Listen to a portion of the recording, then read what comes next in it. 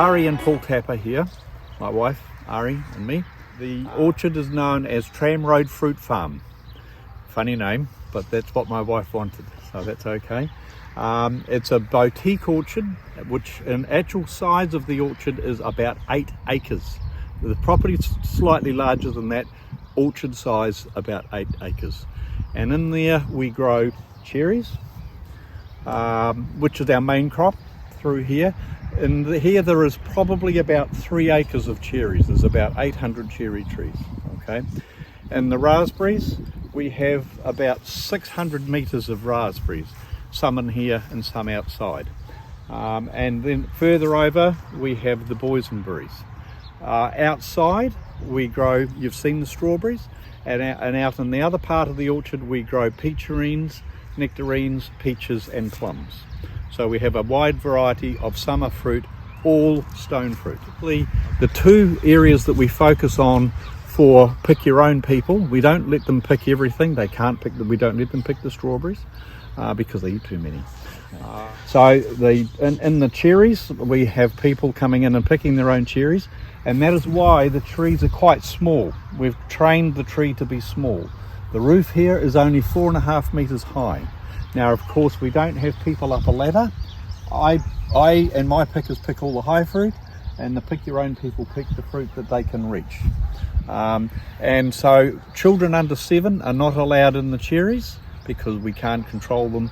They think they have to run around and be a little crazy.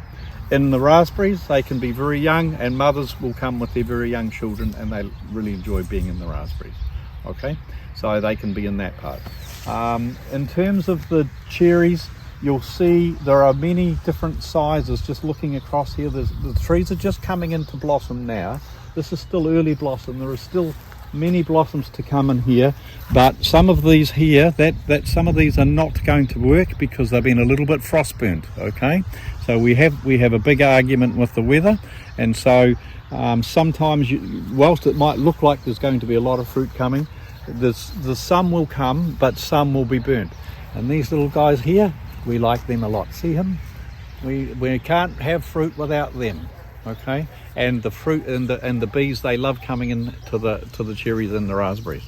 But what I was going to tell you is these trees are all about 6 to 8 years old.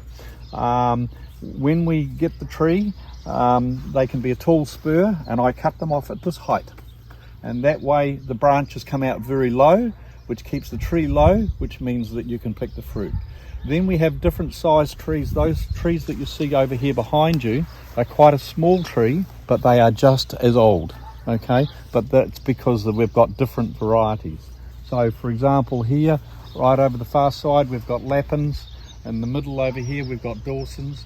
Those fellows there, they're Stellas. And these ones through here are Stellas, but then out the back we'll show you other varieties that we've got as well. So this structure is approximately 300 meters long, 350 meters long, and about 60 meters wide. Okay, in the summertime, another month's time with the raspberries, you can see there's quite a few bees on this tree here. In the summertime with the raspberries, I can be mucking around in the raspberries, and in this much space there'll be 50 bees. The bees absolutely love the raspberries. But cherries, no bees, no fruit. But if you can see quite a lot of bees in here.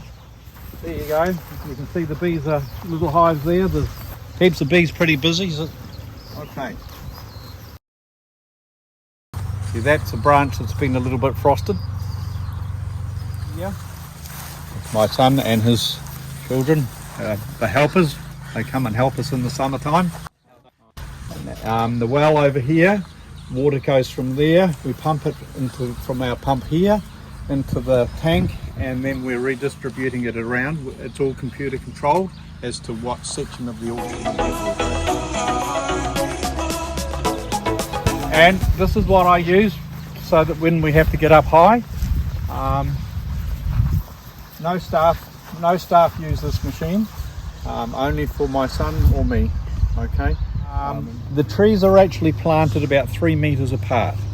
And so the idea is it's basically a hedge of cherries, next row, hedge, and all the way right through. So what I'm trying to do is plant as many as I possibly can in a small space. that way the cash flow or the turnover that you can generate from a small space can be very significant.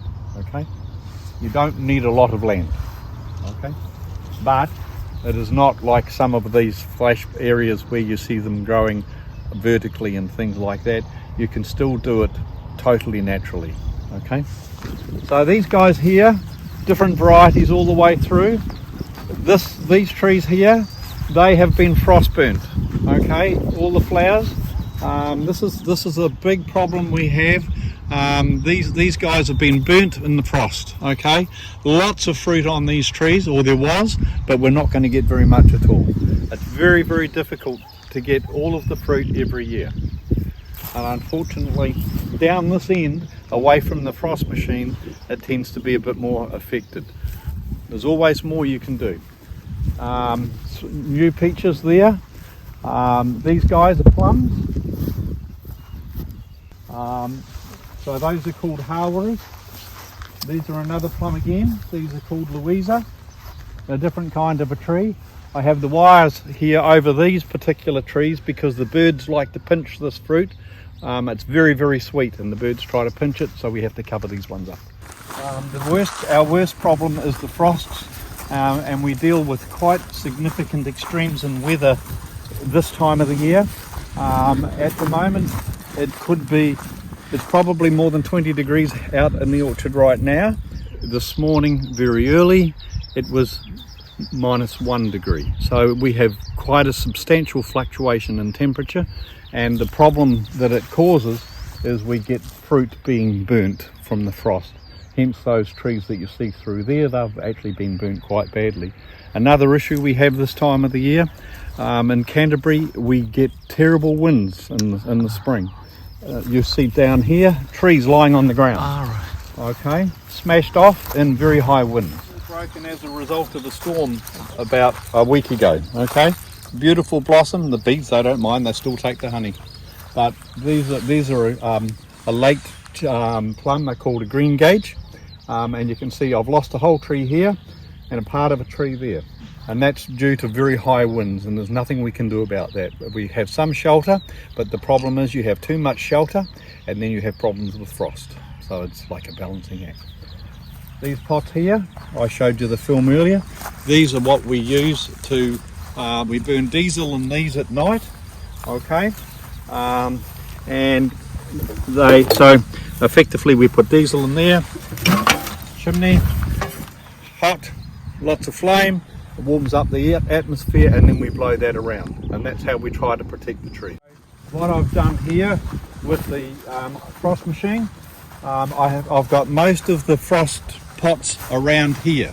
Now the reason for doing that is because the propeller is going to suck the smoke or suck the heat, and the whole machine goes around in a big circle, so it's sucking and blowing that heat all around the whole orchard.